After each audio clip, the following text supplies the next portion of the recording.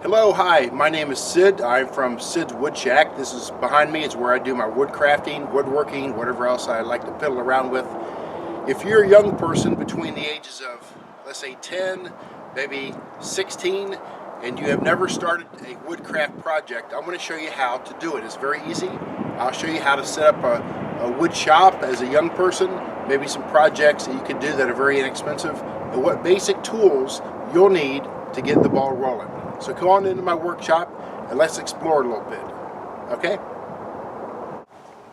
Okay, welcome back to my shop. You're a young person, you want to start a wood shop in your home, maybe somewhere in a garage or maybe a basement, maybe now building like a shed. I think your dad and mom would be all for it. And something else I think I would need in a wood shop if I was a young person would be plenty of different type of sandpapers. So I want to talk to you about different type of sandpapers. I've got a little bit of each in my shop here. Every one of them comes in handy sometime. But first of all, let's look at different type of sandpaper types. Anyway, here's a block you could buy. You shove one end of the paper here, one in here, it locks in place. And then you could take a piece of wood like this and work on it. And hold on to the block. That really gives you some good leverage. Like in the front here where it's been cut. Doesn't take much at all to do it. Also, when you're working with wood products, when you sand, make sure you go with the grain. Don't go cross grain, because when you stain it later, you'll have all these marks on it. You want to go with the grain. So you can see the grain goes up and down on this piece of wood. So if I was going to sand this piece of wood, I would go with the grain, not cross grain. Don't do that. You want to do this. Okay, so that's kind of nice. Also, as an option, you can buy these blocks that are, it has a sandpaper embedded into it. It's like a sponge. This is a medium grade here, and let me see, these are all different types. But they sure do come in handy. I think most of the time that's used for drywall, but I've taken them and using them right here in my shop as well. And these really do come in handy. And when all this area here gets filled up with sawdust, take a hose, rinse it off, squeeze it, fill it with water, squeeze it some more, get all that crud out, and they're reusable. That's the benefit. Okay, they're reusable. Now, going over to the regular sandpaper, the general rule of thumb is this: the higher the number on the back, this is 220, see that? Means this is a very fine paper. You would not want to use this on a very rough piece of wood like this. That is a fence slat that I cut and is very rough.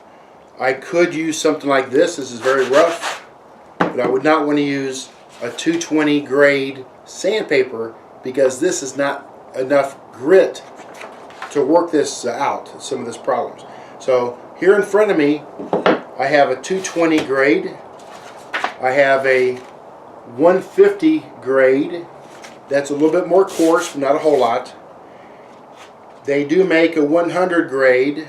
I don't think I have a sample of this or that, but here also, oh, here's a 100 right here. I'm sorry.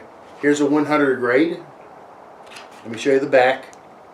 Now this is cut in half because I used half of it in a vibrating electric sander that I have in my shop on the shelf right behind me. Okay? And then over here you have an 80 grade, and again, the lower the number, the more coarse it is. The more coarse it is. Let me take one of these out and show you.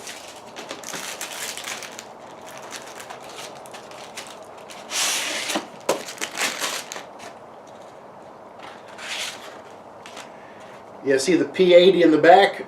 That's a 80 grade sandpaper, very coarse. It's a little bit more coarser than the 100, but way more coarser than the 150 or the 220. Then next to this is the 60 grade, and again you can see P60 in the back. This is even more coarse yet, and it looks like, after going through all my sandpapers, the most rough type of sandpaper I have here is a P50. that is very, very coarse. And I would use this if I want to hand sand this. Okay, I would start with this and then maybe jump to this one. Then if I really want it smooth, I might jump to this one or this one last. But you always start with the coarse first and work your way up to a higher number. That, again, that's general rule of thumb. I really do like these.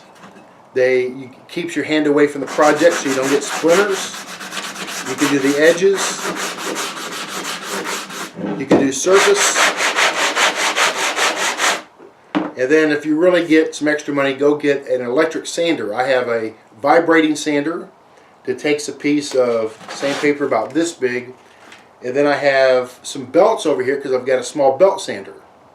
And that is really the sweetest way to go. It will really remove that rough edge on your project and make it easier and really nicer later to stain. But yeah, you would want to get different type of sandpapers for your shop. And again, this does not cost a whole lot. These might cost extra, but just start off with regular sandpaper. Get you a variety pack with one of each in it, or 2 or 3 of each. Maybe at a Home Depot or Lowe's, or probably at a country hardware store down in your neighborhood somewhere else. Anyway, wishing you the best of luck with your wood crafts and your wood shop. And make sure you get a bundle of this so you can have